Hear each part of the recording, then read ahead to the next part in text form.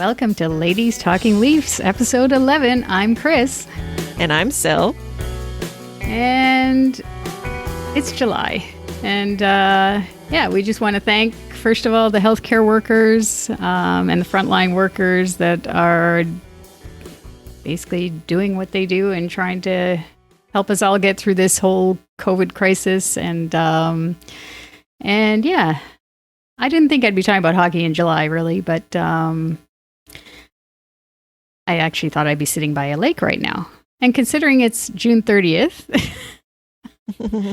one day before Canada Day, that I don't know. It just I'm excited to talk about hockey, but at the same time, it's kind of like, wow, I don't know. Like it's we're in our first year of doing the show, and I actually thought that this would be our month off, but obviously hilarious. Not. Yeah, well, right? I guess talking Leafs in July, whatever form it takes, is never a bad thing. So I guess kudos to us though, because we actually, considering it is our first year, like we are proving to everyone that we can talk about the Leafs forever if we need to. Yep, absolutely. Yeah. And there's nothing wrong with giving ourselves kudos for that. I think that's a good thing. So I guess, like you just mentioned, tomorrow is July 1st. So we want to wish everybody a very happy Canada Day. Obviously, this year is going to be a little different, and people are probably going to be celebrating in their smaller bubbles, and you probably won't see the bigger fireworks displays like we normally do. And seeing as that it is Canada Day, the lends itself to thinking of what we are thankful for in our country, and one of the things that represents our country is our national anthem. And that's something that's kind of come up a little bit lately as to, I guess it's come up, periodically every now and then as to whether or not the national anthem should be played before sports events. So what do you think about that, Christine? Do you think that the national anthem should be played before sporting events? I for sure think it should be. I mean, I'm tradition. Obviously, I'm for tradition. I knew you were going to say that. Yes. Yeah. I mean, it just wouldn't be the same. Could you imagine you go to Scotiabank Arena, you get your Diet Coke or whatever you get, and then you just go sit down and then they drop the puck? Like, I don't know. Yeah, that I do get that. I'm sure you're not surprised that I'm probably a little bit more, I could give or take it. But I do know that when it's a special event, so like during the playoffs in particular or opening night, there are certain events where it does add and lend to the emotion of the night, especially when you're there. Like I could see people who are watching on TV, they don't really need to see the anthem. It's not a big deal for them. But when you're there, especially because hockey is our game, I do get a little emotional. Well, it's funny because that's what I said I saw it on Facebook. Somebody had asked this question actually. Yeah. And I said to them, Scotiabank Arena is pretty quiet with the exception of when they play the national anthem. That's probably after the national anthem is probably the loudest that arena gets during the regular season. Yeah. That's it. Sort of thing, right? And I don't know, to me, I just think it's what's the big deal to stand for a few minutes to basically honor the country that's given you everything, sort of thing, right? And I just, and again, I'm for tradition, so I would just think it would be very odd some people were saying, oh, well, they see a lot of people looking at their phones during the national anthem. I don't see that. I actually don't see that often. No. Sort of thing, maybe these people sit in the platinums, in which case those people are on their phones all night, every night, all the way through the game too. So they're not actually watching the game. listening to the anthem, singing, participating, period. So I guess it all depends on where you sit. Yeah, exactly. So anyway, I'm sure everybody has their opinion, but that was, we just wanted to put it out there since it is Canada Day. It's something that kind of relates to the day tomorrow. We hope everyone has a good one, however you're celebrating with the social distancing, having a barbecue with your close family or friends. So everyone needs to still keep those safeguards in mind and have fun. Yeah. Still have fun and play safe. Yeah. So I guess next thing, do we want to talk? Let's talk about the Leafs, because that's what this is called. Ladies Talking Leafs. So we do have some Leaf events of note in July. We're going to cover some birthdays. There's actually not a lot of, Leaf roster birthdays. In fact, one could argue that none of these actually are quote unquote Leaf roster, because one of these players in particular may not be a Leaf for much longer. He's actually lucky that this COVID thing happened, because he's now still a Leaf for the unforeseen future. Anyway, so the very first birthday we're going to discuss is Tyson Barrie. His birthday is July 26th, and he will be 29. Now, there aren't a lot of July birthdays, so we're actually going to cover some hopeful Leaf players. Some Marlies have birthdays this month. So Igor Korshkov on July 10th, he's going to be 24. Joseph Dusjak, I don't know if I said his name right. He's a defenseman. July 22nd, he's also 23. Matt Laredo, and he's like somebody that we just got in February from the Islanders for Jordan Smoltz. So this is obviously a depth player. His birthday is July 3rd, so he's going to be celebrating this week. And of course, Joseph Wall, who is one of our young aspiring goalies. His birthday is July 12th, and he will be 22. Yeah, I remember actually as I was looking at these birthdays, that one, that Matt Laredo. I remember we were it must have been in our first show, I guess. We were talking about Jordan Schmaltz being like the defense guy that could maybe make the team. I know, and it just never happened. Yeah, and then I didn't even know that he got traded in February. Like, it was just like, it just seemed crazy. I'm like, who is this Matt Laredo? I'm like, and then I look further. Oh, you mean Jordan Schmaltz is no longer with the Marlies? I'm like, okay.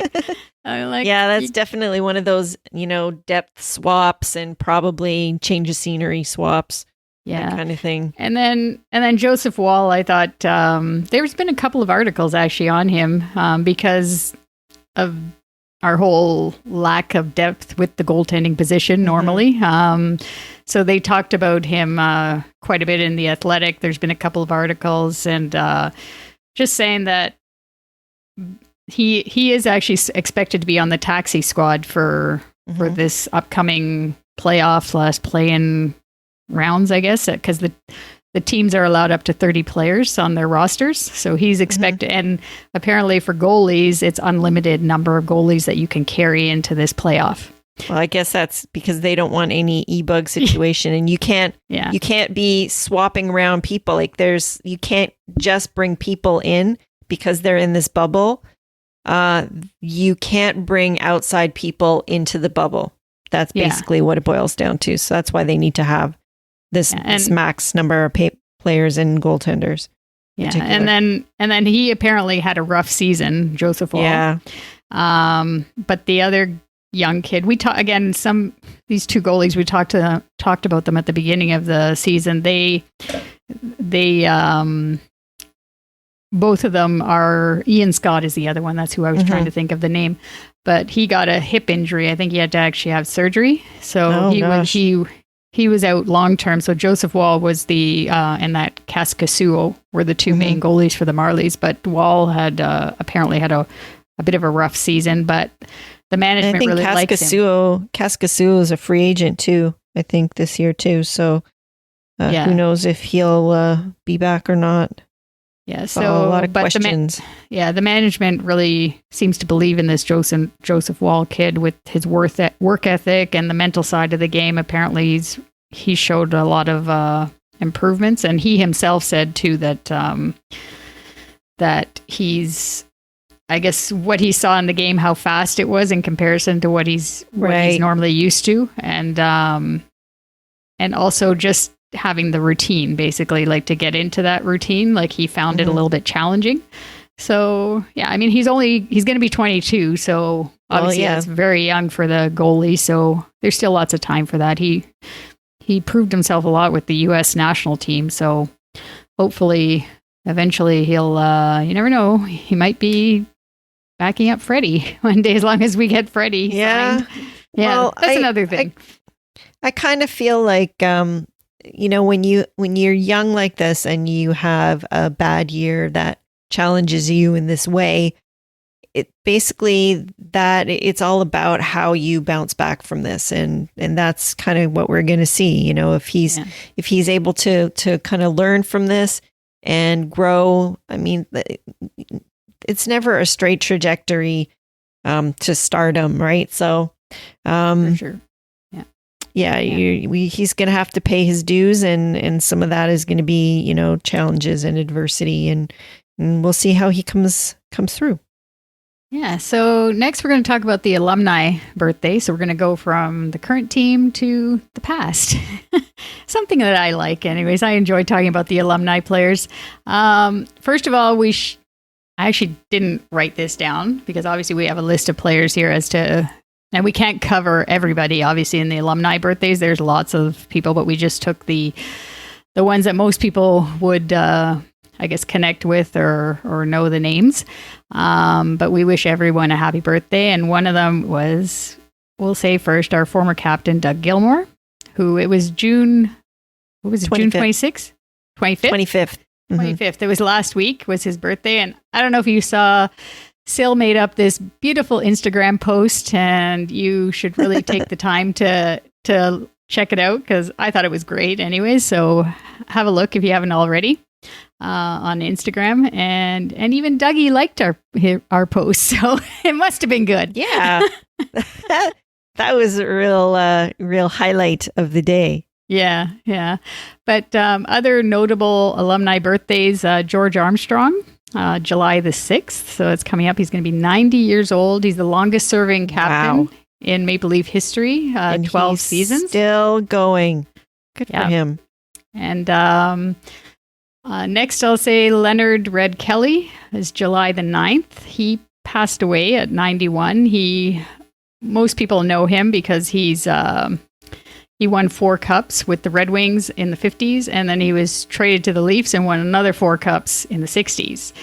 So that's really amazing. And actually, I don't know if I have this right, but I think with the Red Wings, he was a defenseman, but when he came to the Leafs, Punch Imlach changed him into a forward. So yeah, he's one of the first ones to convert, just like Wendell did that too. Yeah, he played D and then got converted to forward. So, and then another player that's more of a connection with me from these, I go to an NHL alumni luncheon monthly, and his name is Pete Conacher. His birthday is July 29th. He's 88 years old, or he will be, and he only played 5 games for the Leafs, but he's such a kind guy, and he always saves me a seat at these alumni luncheons when I go. So I just want to wish him a happy birthday, even though I know he's not listening because he doesn't know how to use the social media or any how to get a podcast. He doesn't know how to do that, but that's okay. I just want to wish him a happy birthday. And finally, Steve Stumpy Thomas. I think most of our listeners, or quite a few, would remember him. July 15th is his birthday, and he's going to be 57.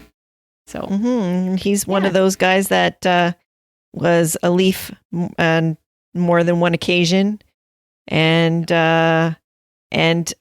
I don't know. For me, he had so many. I'll just remember him for all of his highlight reel overtime goals.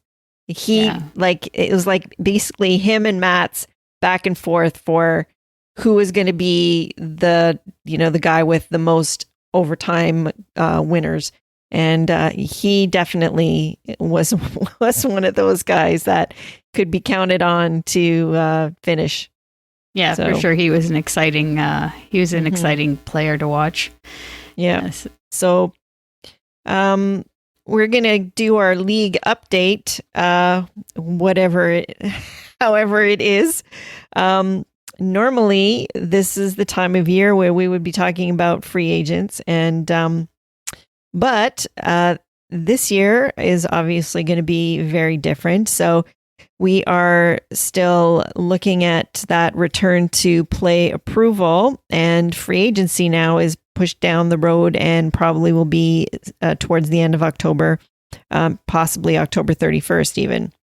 So we thought we'd take a little bit of a look at some notable Leaf free agent signings from past years. Like the Leafs were always, especially through the 90s, were always one of those teams that you could expect to get a guy probably towards the end of his career who wanted to don the jersey. But some of the ones that we felt had a pretty big impact were our Boyer Salming. He was signed in 1973. Curtis Joseph signed in 1998. Ed Belfour in 2002. Gary Roberts in 2000, and then also Tyler Bozak in 2009. He was a free agent signing out of the college system. So, which do you feel had the biggest impact on this list? Like, obviously, Salming had a huge impact, but anybody else there that you would say basically added a lot to the blue and white?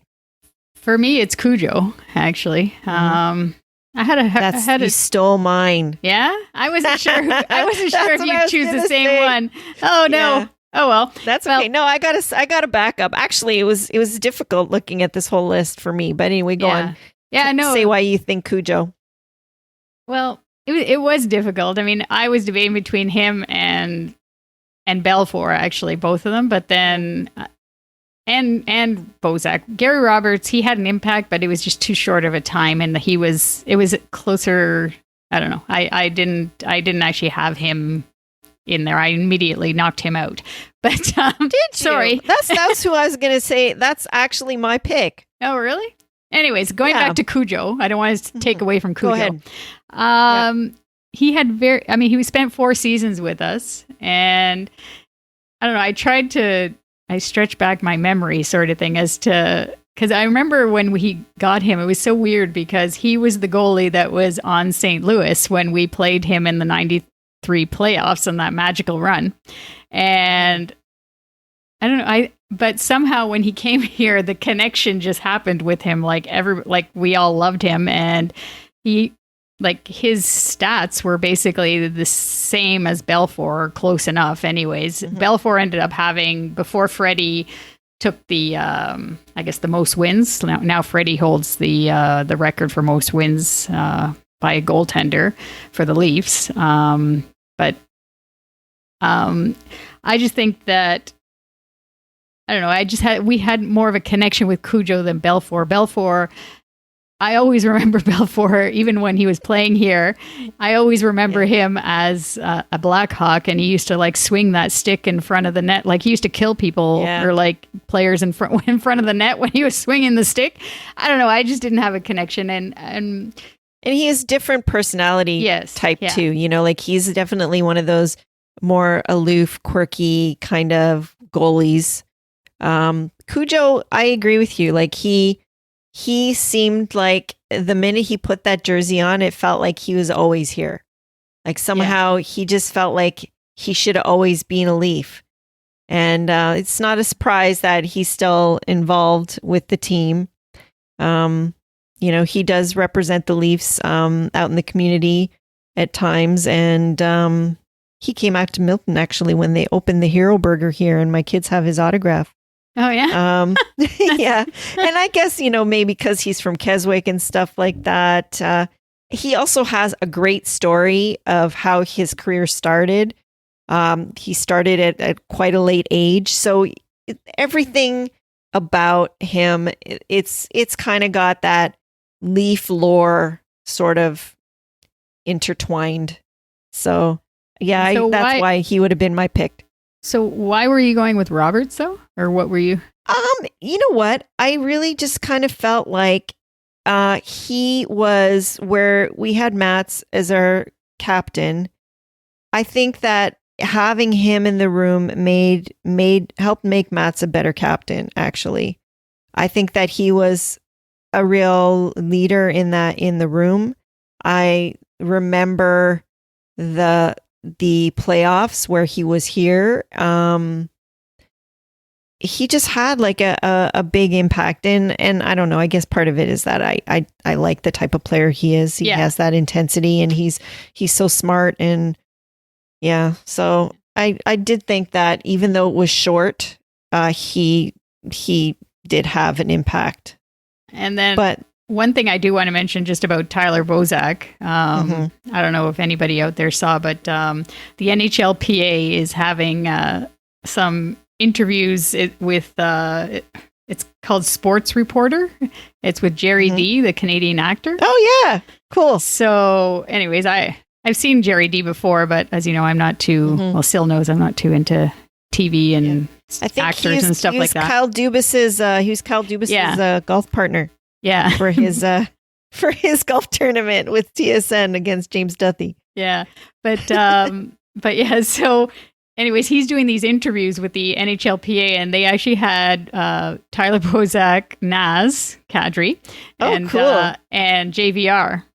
Okay. Oh my gosh! Actually, I'm gonna look that up. That had to have been pretty good. Oh, it was funny. I have to say, I can't imagine to our listeners, like if you haven't watched it, go. It's on YouTube now, I think, and it's just funny. They talk about obviously the time when they played together, and they made some. They made some interesting comments. One thing that sticks in my mind, though, they said the funniest guy on the team was Phaneuf. What? Yes. All three of them right away. I can't believe that. I can't see him as being funny. You know what? I guess I can in a way, because there's certain guys that in the media, when they think that they have to be a certain way, they have their social awkwardness kind of live on television. But, with the guys in the room, I mean, that makes sense to me in a way because, Brian Burke used to always say that he was the guy who came in and changed the music and all of that. Like, I think that his comfort level obviously was with his teammates, definitely not in front of the camera. So that is probably that I can see that probably is the case. And I bet you Phil Kessel was a close second. Yeah, the JVR mentioned him, but if you have a chance, check it out. It's only like 10, 12 minutes long, the interview anyways, and they just talk like which one is more superstitious, and that has to be JVR. Yeah, you're right there too. And the other thing is I forget how they put it, but which one gets under the skin of people sort of thing, right? Like, or what player they feel gets under their skin sort of thing. And I thought for sure Marchand was going to come up like that. And because both Bozak and JVR, they both started laughing when he asked the question because they immediately all looked at Naz sort of thing, right? Because you can get underneath his skin, and anyways, it was funny the way they just they talked about certain situations and that. So if you have a chance, check it out. And it was a fun thing to listen to. But we'll go on with our league update here, going on to the next thing. We actually had something to watch on Friday night on June 26th was the draft lottery. Yeah, everybody knows what the crazy outcome it was. The fact that a placeholder team is basically going to get the top pick. So whoever gets knocked out of the teams in the play-in round, which includes our team, the Leafs, whoever gets knocked out is going to have an equal chance, 12.5% chance to get that first pick, which is Alexis Lafreniere. And yeah, some people are really upset about it. Other people say it's great. It's something different. Personally, I really feel sorry for Steve Yzerman and the Red Wings because they were so horrible all year, and they're in last place, and they dropped down to fourth pick.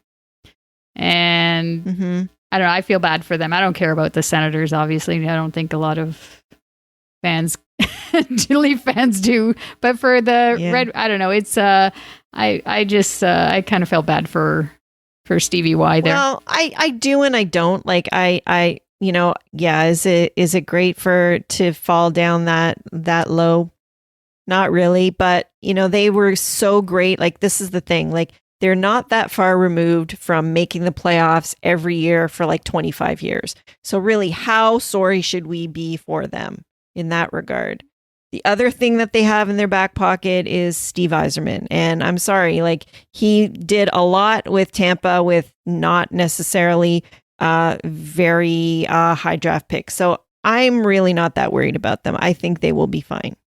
Oh yeah. Yeah, no, for sure. They got, like, having Yzerman there now, like, they're gonna do well. Like, he knows obviously how to like, that is building through the draft, and it's just gonna take them time. And like you said, I mean, they had 25 years of winning and getting in, so you can't feel that bad about it. But but I mean, it was it was interesting. At least there was something to watch. Like, I watched it, and it's probably not the most fair outcome, obviously. But was it drama filled? Yes. Are people talking about the NHL? Yes. And that was the whole goal of the whole thing. So this is a very weird year, and they need the eyeballs. There's a lot of competition because there's so much up in the air, and no one really has anything concrete to say. So the one thing is, too, going back to not feeling sorry for the Red Wings, this draft is very deep, apparently. Like, even like I think it goes like the first like 12 players, like, however, like, they're all apparently like real NHL caliber players. So normally there's like a drop off after like 5 or 6. You have a drop off to say the players are good, but you don't know for sure if they're gonna like get into the NHL like this season. But apparently this group of players is like really, really good, and could potentially all make it into the, like, in their first year. So I trust Stevie Y. He and his team are going to find a diamond. Yeah, for sure. Yeah, and next thing that we were going to talk about, we actually thought there was going to be some breaking news. Who knows? But we were so hoping. Yeah, for when it comes to the hub city. Oh my God! So I don't know. The story that will not go away and keeps on giving actually not much. Yeah. So I mean, it's vague. Sounds like Vegas is a lock, but then today I've been hearing too that it's like Chicago is the U.S. team, and then Toronto is for the Canadian team. But then I also heard that Edmonton, actually, there was a little bit more chatter about them today. So I really don't think that they have any idea. Yeah.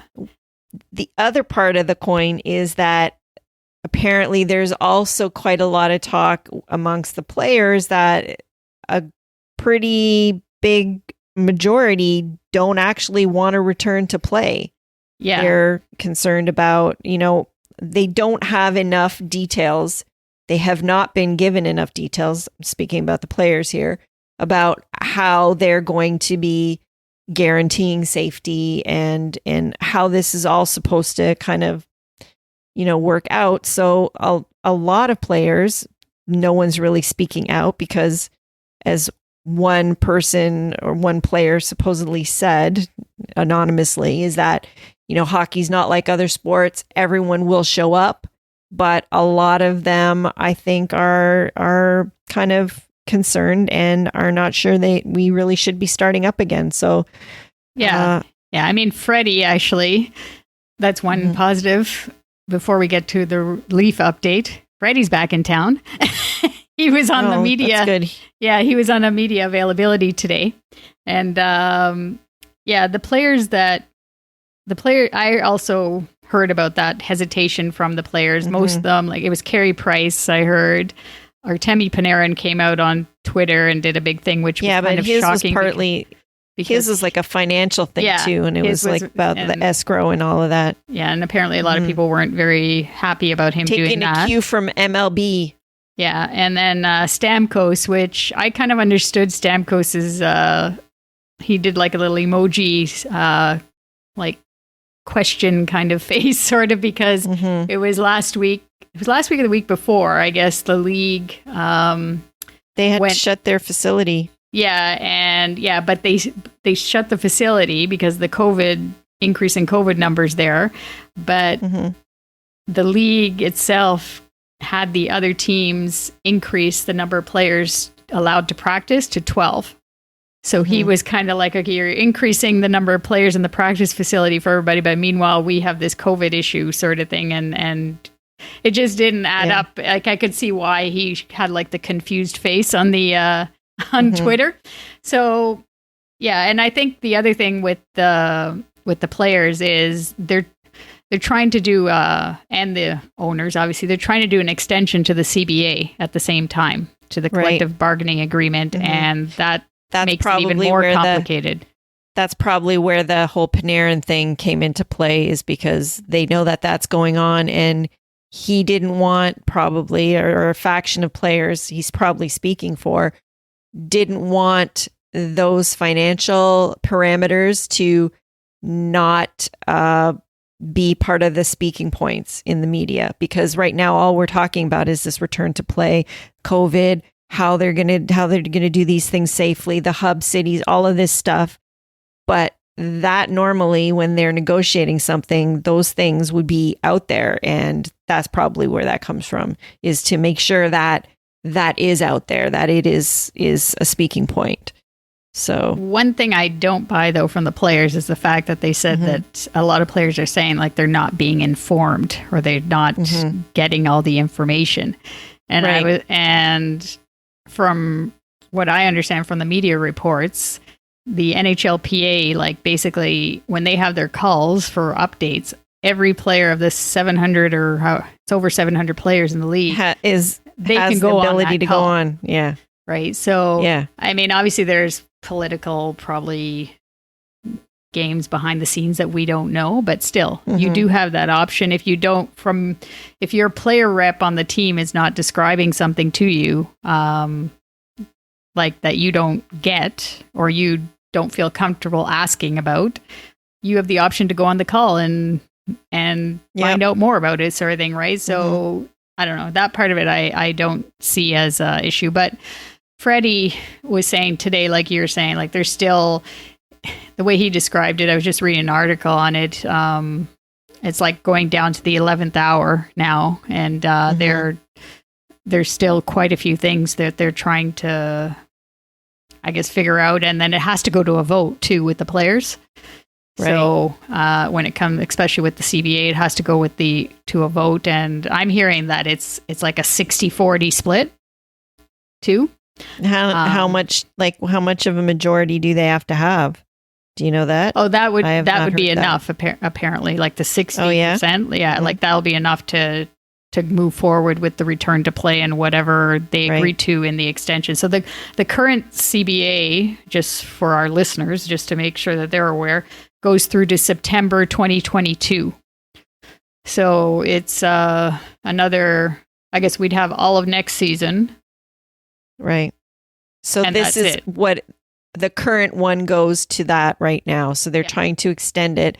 And I do believe part of it, the discussion involves the Olympics. So that's probably why. That's another part of the reason why they're negotiating it, because that will be part of that Olympic cycle. Yeah. The one after that, because that's 22.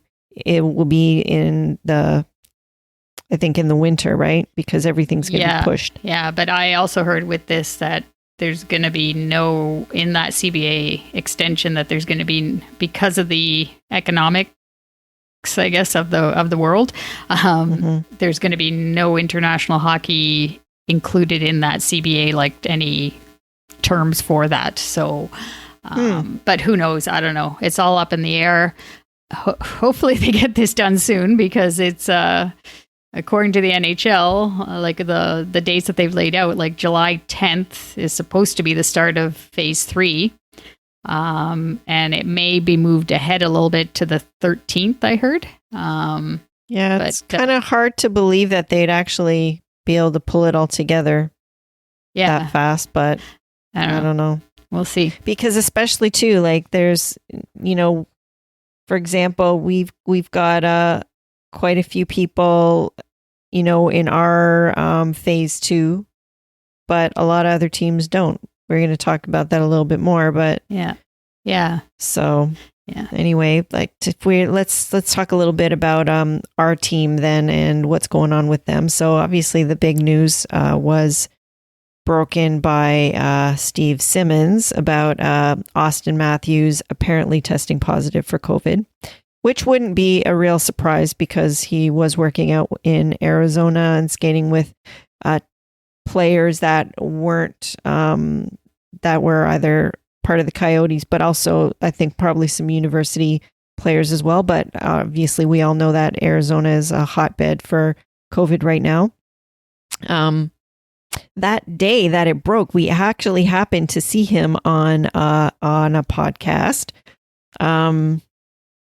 It was actually Rick Vive and Mike Wilson's podcast, and they were lucky enough to interview him that day. And literally after they did that recording, I think the news broke within like 15 minutes or something. So we watched it, and I do have to say that he did kind of look a little rough. I don't know if it was the lighting. He sounded a little rough. He looked a little rough. But overall, I would say if he was a little bit under the weather, it was just a little bit under the weather. So like a little bit of a bad cold or something. So he seemed to be still, his spirits were up. Like he was actually, there was some... he really covered it up well, like I have to say. Yeah. If you wouldn't have known, if that wasn't reported, you might not have known that he was a little under the weather, but having heard it already, you kind of could pay attention a little bit differently and look for some things. So anyway, but needless to say, I think he looked mostly healthy. So I don't think we have to worry too much. But yeah, you could, anybody else wants to check that out. It's Squid and... It's Mike Wilson, the Ultimate Leafs fan. Mike Wilson, the Ultimate Leaf fan. Yeah, Squid. Yeah. So now we're just going to talk a little bit about the guys that are actually here on the ice and are back on the ice. And so they, like we said last month, they're allowed, I guess, in groups of 6.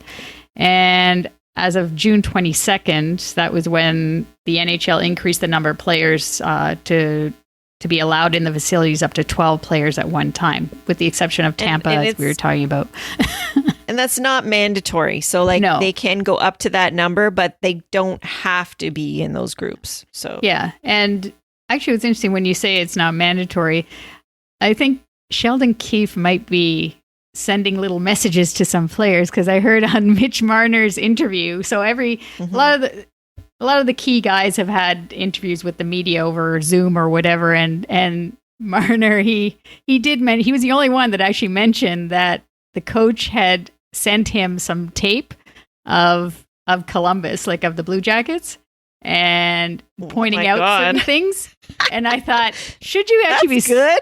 Yeah, I said, well, at least you're up on, like you're getting up on it, and and I don't know how it came up. I forget how it came up, but I thought to myself, should you actually be saying that? Because the coaches aren't supposed to be involved right now at this stage, right? Yeah. But maybe not involved on the ice, but that doesn't mean that they can't communicate with their players. And if he's already pre-scouting them, I mean, okay, if anybody ever thought that Sheldon Keefe was not serious, I think that has been put to rest. Yeah, Obviously, that's for he's sure. Yeah. super serious and does not stop. This is like what he does in his spare time, apparently. So that's good. Yeah, no, We they need said, that. I heard about Sheldon Keefe. He's basically been watching tape all the time, basically, like of at first with just his own team and the players, and then now that he actually knows the obviously the playoff round opponent, he's gone further into analyzing their opponent's game. So yeah, so just getting into the groups that our team that have been skating together, as far as we know, for the groups of 6. The first one that we came up was Hyman with Kerfoot and Nylander as the forward line, Riley and Dermott on defense, and Joseph Wall was in goal. So Kerfoot apparently was taking the place of Matthews on that line. Right. And because Matthews is still in Arizona, like we just discussed, which personally I think he should have came a lot sooner than everything, but that's another story for another day. Second line was Mikheyev with Tavares and Marner. And it was on defense, it was Ceci and Muzzin, and Jack Campbell was in goal. And then there was Kyle Clifford with Spezza and Kapanen, and Callie Rosen was the defenseman. And then there was Rasmus Sandin, who came in from Stockholm on June 18th.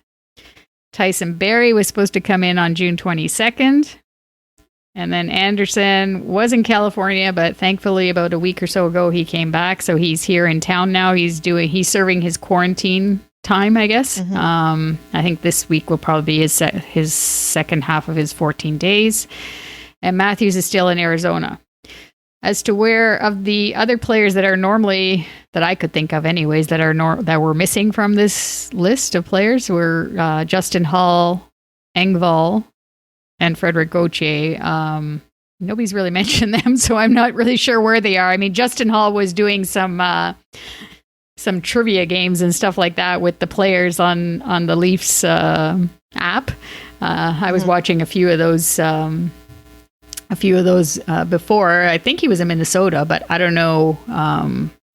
I don't know where he is now. No one's really mentioned it. And just as of today, like I said, it's just Freddie's back now, so he'll be able to get on the ice with these guys. And I mean, it's kind of hard because the media isn't allowed in the facility to say that you could actually get a report.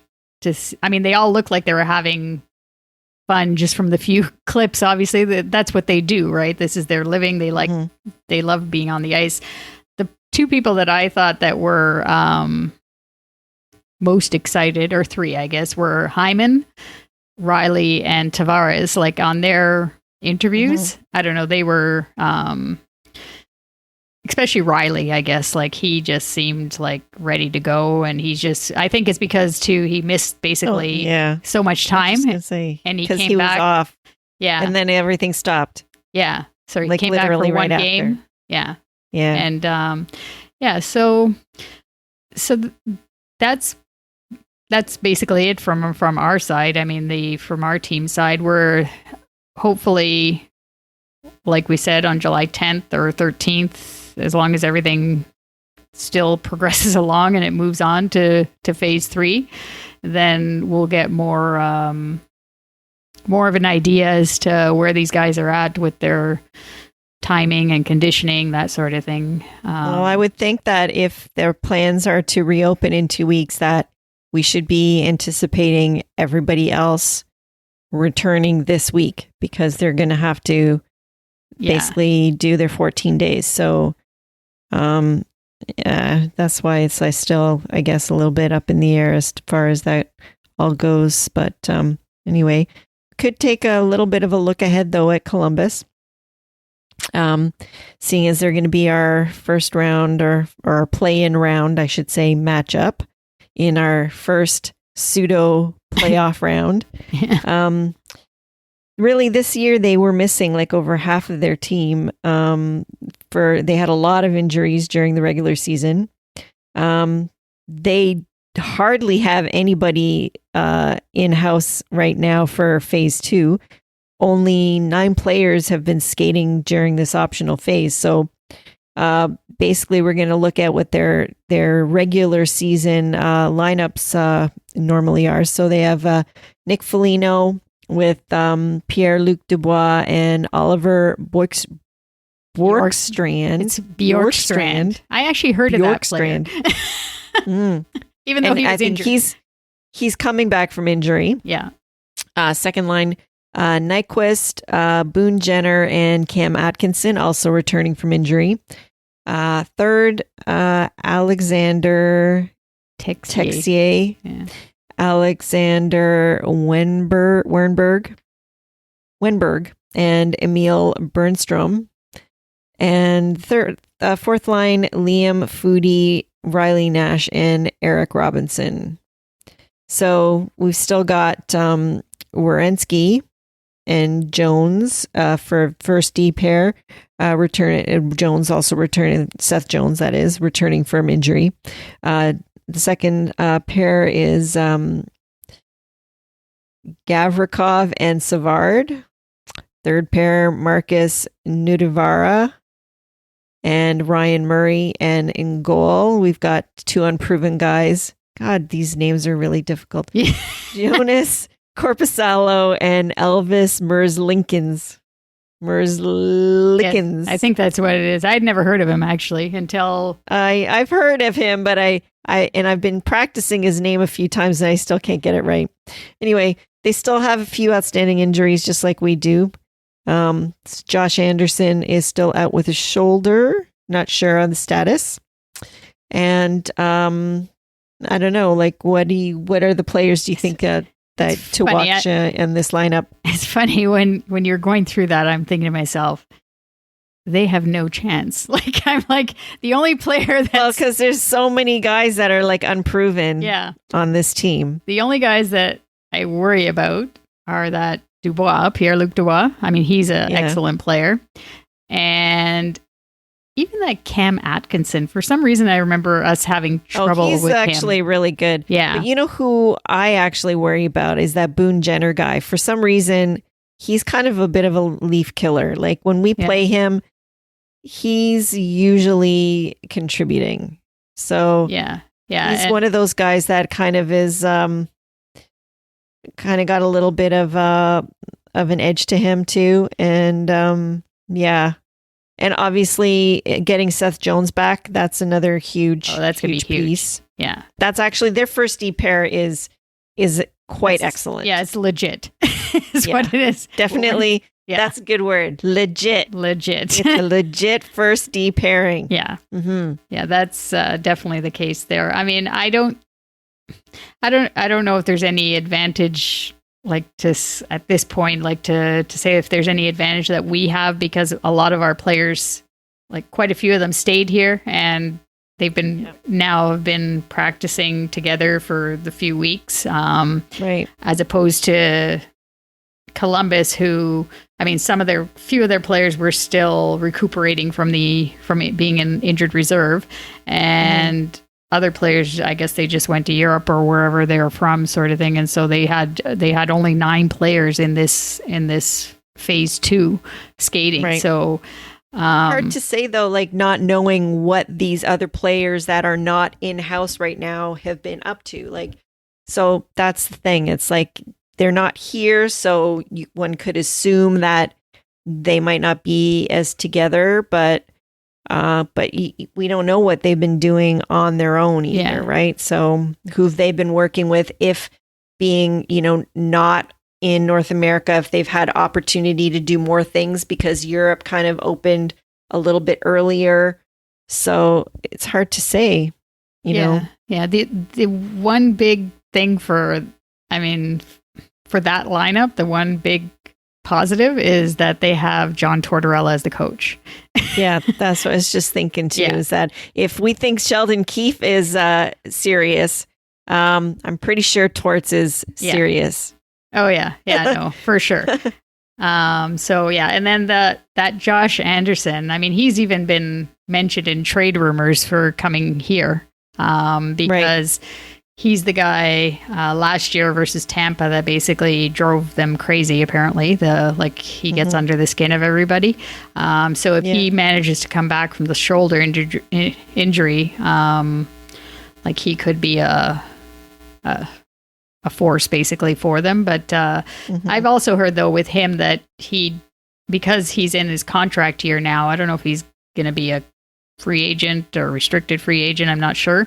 But I also heard he's not really wanting to come back to Columbus. I think that's what I've heard. So interesting. You kind of wonder if that's the case.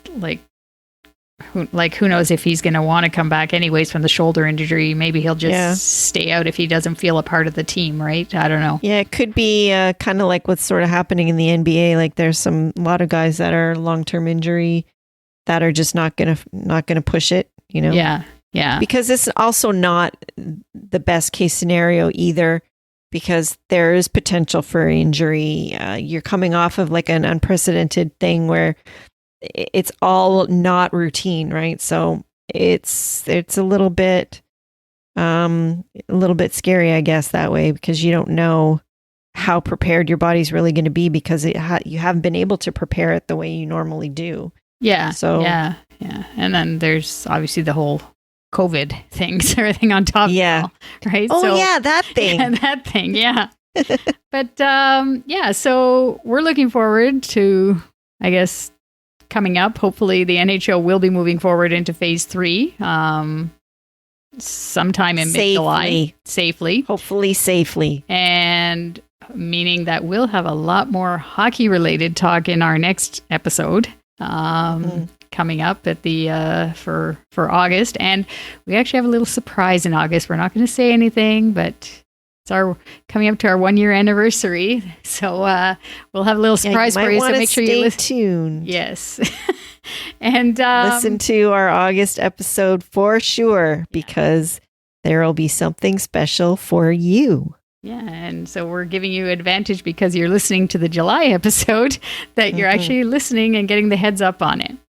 So as always, we want to thank you for listening, and give us your feedback however you choose, whether by email, follow us on Instagram, Twitter, our handles at LTL1917, and go Leafs go.